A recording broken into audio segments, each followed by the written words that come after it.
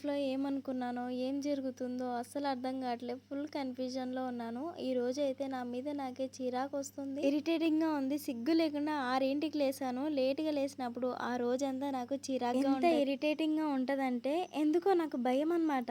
ఒక్కసారి లేజీనెస్ అలవాటైపోతే, నేను lazy person అయిపోతానేమో అన్న భయం నాకెక్కువ. నాకసలు నచ్చదు లేజీ పర్సన్స్ అన్నా, లేజీగా ఉండడం అంటే నాకు నచ్చదు. నన్ను నేను ఇట్లా పుషప్ చేసుకుంటా అనమాట. లేదు నువ్వు లేజీ పర్సన్ అవ్వకూడదు. పని చేయాలి, చేయాలనేసి. అందులోనూ నాకు చిన్నప్పటి నుంచి ఒక అలవాటు ఏంటంటే, బేసిక్‌గా అమ్మ గారాబంలో ఉండి, అమ్మ ఉన్న వాళ్ళకి ఎట్లా అనిపిస్తదంటే లేట్‌గా లేసినా పర్లేదు, వాళ్ళసలు ఇంట్లో పని చేసినా పర్లేదు, చేయకున్నా పర్లేదు. కానీ నాకు చిన్నప్పటి నుంచి అలవాటయిపోయిందనమాట. అన్నయ్యకి పెళ్ళవ్వనంత వరకు గూడా నేనే పొద్దున్నే లేసి వాకిలుడ్చుకొని, నీళ్ళు చల్లి, ముగ్గేయటము అవన్నీ నాకు అలవాటయిపోయినాయి. అదే కంటిన్యూ అయిపోతుందనమాట. నిజం చెప్పాలంటే పెళ్ళైన తర్వాత దేవి నన్ను ఒక్క పని గూడా చేయనీయదనమాట. కానీ నేనే గొడవ పడి మరీ చేస్తాను. నాకు భయం నేనెక్కడ లేజీ పర్సన్ అయిపోతానేమో అన్న భయం. అందులోనూ నేను ఆల్రెడీ అన్నింటిని ఫేస్ చేషినా గదా! ఇంట్లో పనులు గానివ్వండి, వంట విషయంలో గానివ్వండి, క్లీనింగ్ విషయంలో అన్నింటిని ఆల్రెడీ నేను ఫేస్ చేశాను. ఎంతవరకు ఉంటది, ఏంటి అనేది ఆల్రెడీ ఫేస్ చేషినా గాబట్టి నేను దేవికి ఖచ్చితంగా హెల్ప్ చేస్తా. చేయకుండా మనసు అసలు ఊరుకోదు తెలుసా అసలకి. ఖచ్చితంగా చెయ్యాలి, చేయాలి. ఎందుకంటే ఆ పనిలో ఉండే ఇబ్బంది నాకు ఆల్రెడీ ఎక్స్‌పీరియన్స్ ఉంది కాబట్టి తనకి ఖచ్చితంగా నేను హెల్ప్ చేస్తా వీలైనంత వరకి. కావాల్సంటే గొడవ గూడా పడతా అనమాట. అది నా మెంటాలిటీ. దానికేం చేయలేం. అందుకే మ్యాక్సిమం మన వ్లాగ్స్ గూడా పనులు చేస్తూనే కనిపిస్తాయి. అయినా నా ఛానల్ నేమే అదే గదా! రేణుకాస్ లైఫ్ స్టైల్ అంటే నా లైఫ్ స్టైల్ ఎలా ఉంటుందో చూయించడానికి నేనైతే యూట్యూబ్ ఛానల్ స్టార్ట్ చేశాను. నా థాట్స్ ఎలా ఉంటాయి, నా ఆలోచన విధానము అన్నీ మీతో షేర్ చేసుకుందాం అనేసి స్టార్ట్ చేసినా గదా! అట్లా అనమాట. నిజానికి ఆకిలి ఊడవడానికి గూడా మేము కాసేపు అసలు తెగించుకోమనమాట. అంటే నేను ఊడుస్తానని నేను, దేవి ఊడుస్తానని దేవి. నాకు తెలిసి అదసలు చిన్న విషయం గానీ, నా విషయం వరకి ఎట్లుంటదంటే, డే నాకు నచ్చినట్టుగా మొదలవుతే, ఆ రోజంతా పాజిటివ్‌గా ఉంటదనేది నాకొక పిచ్చి అనమాట. అంటే అదొక కైండ్ ఆఫ్ థాట్ అనమాట. నాకట్లే ఉంటది మైండ్‌లో. నాకు నచ్చినట్టుగా డే మొదలవుతే, ఈరోజు నాకు నచ్చినట్టుగా ఉంటదనేసి నాకు ఇంటి ముందు ఊడ్చి, ముగ్గేయడం అంటే ఇష్టం. నేను ఆల్రెడీ చెప్తానే ఉన్నాను గదా!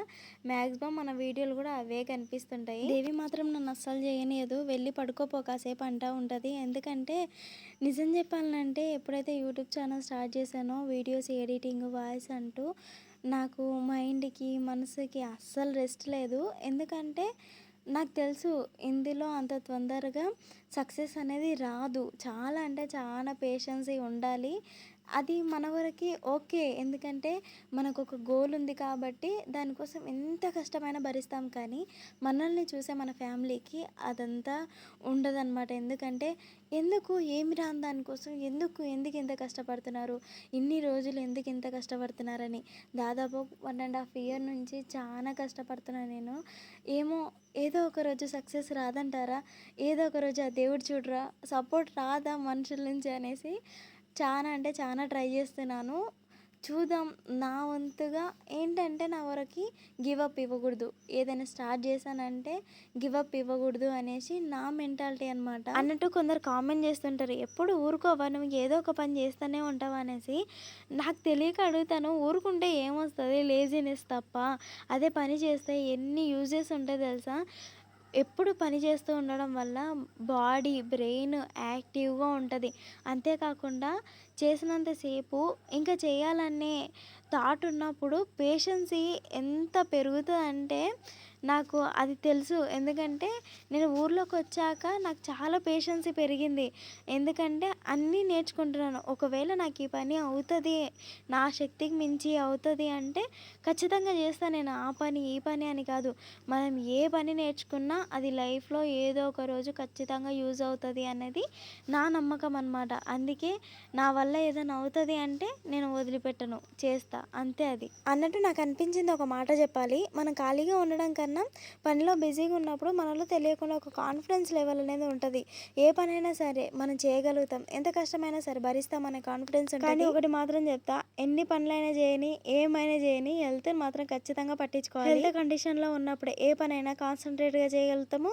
కాన్ఫిడెంట్గా చేయగలుగుతాం. అందుకే నేను ఎప్పుడు అనేది హెల్త్ హెల్త్ హెల్త్ అనేసి నా వల్ల అవ్వట్లేదు, కనీసం మీరన్నా హెల్తీగా ఉంటారనేది కొంచెం ఏదో నాకు చెప్పాలనిపిస్తుంటుంది అనమాట. హెల్త్ని పట్టించుకోండి, హెల్త్ని పట్టించుకోండి అని. నేను ఎలా అయితే ప్రాబ్లమ్స్ ఫేస్ చేస్తున్నో అట్లా కొంచెం అన్న ఎవరైనా యాక్టివ్ అవుతారేమో అన్న ఇదిలో నేను చెప్తుంటాను. నాకు కూడా అనిపిస్తుంటుంది హెల్త్ ఖచ్చితంగా పట్టించుకోవాలని. అందుకే ఇక మీదట గట్టిగా ఫిక్స్ అయినా అనమాట. ఒక 10 రోజులు ఖచ్చితంగా ఎన్ని పనులున్నా నైట్ టైం వీలు చేసుకొని ఎర్లీగా వండుకొని ఎర్లీగా లేసేట్టుగా ప్లాన్ చేసుకోవాలి అనేసి అనుకుంటున్నాను. ఒక 10 రోజులు కంటిన్యూస్గా చేసినామంటే ఆబ్వియస్లీ అలవాటు అయిపోతుంది. మైండ్ కూడా ప్రిపేర్డ్గా ఉంటుందన్నమాట. పొద్దున్నే లేవాలి లేవాలి అనేసి.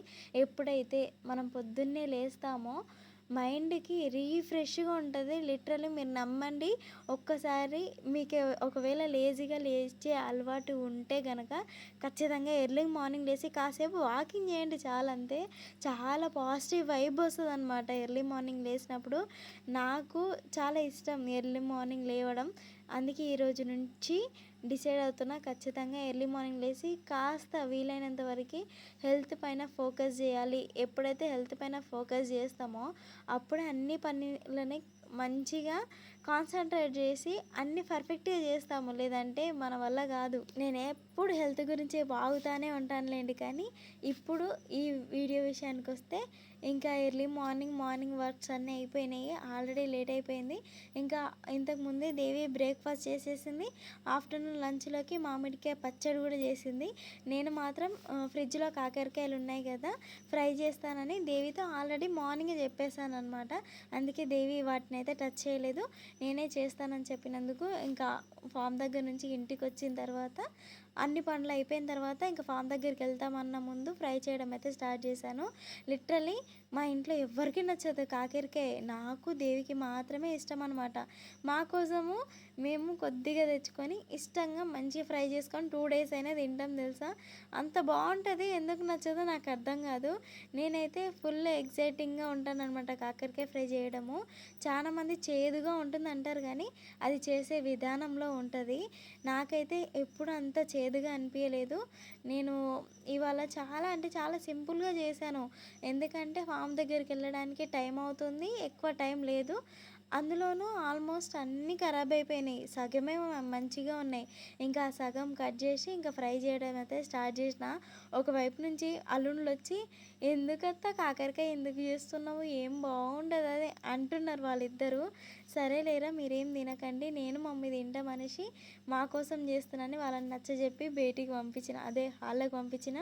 వాళ్ళ తిప్పలు వాళ్ళు ఖుషిని చూసుకుంటున్నారు.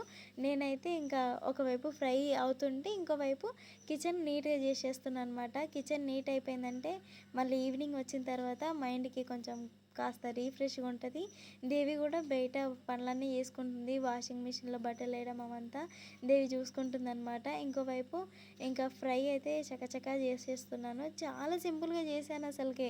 ఓన్లీ కాకరకాయని వేయించి పోపు వేసి కారం ఉప్పు లైట్గా అంటే సరిపడినంత వేసాను అంతే. ఎంత మంచిగా కుదిరిందంటే వద్దు అన్న వాళ్ళే టేస్ట్ బాగుందని తిన్నారు. మా అల్లుళ్ళు అయితే బాగుంది అత్త అని తిన్నారు. నేను షాక్ అయ్యాను అసలుకి, ఎంత మంచిగా కుదిరింది. నిజానికి ఇది చపాతీలో అయినా బాగుంటుంది, రైస్లో అయినా బాగుంటుంది, డైరెక్ట్గా కూడా తినచ్చు. నాలాగా ఇష్టం ఉన్న వాళ్ళైతే డైరెక్ట్గా కూడా తింటారు. నేనైతే చేసిన తర్వాత ఆల్మోస్ట్ హాఫ్ వరకు డైరెక్ట్గా తినేసాను. అంత బాగుంటుంది. మీకు కూడా ఈజీగా అనిపిస్తే ఖచ్చితంగా ట్రై చేయండి. నాకైతే చాలా ఇష్టము. అండ్ ఈ వ్లాగ్ ఇంతవరకు చూసినందుకు థ్యాంక్ యూ సో మచ్. వెళ్ళే ముందు లైక్ అండ్ సబ్స్క్రైబ్ చేసుకొని నన్ను సపోర్ట్ చేయండి అబ్బా. ఎందుకు ఇట్లా చేస్తున్నారు, ప్లీజ్ లైక్ అండ్ సబ్స్క్రైబ్ చేసుకోండి. బై.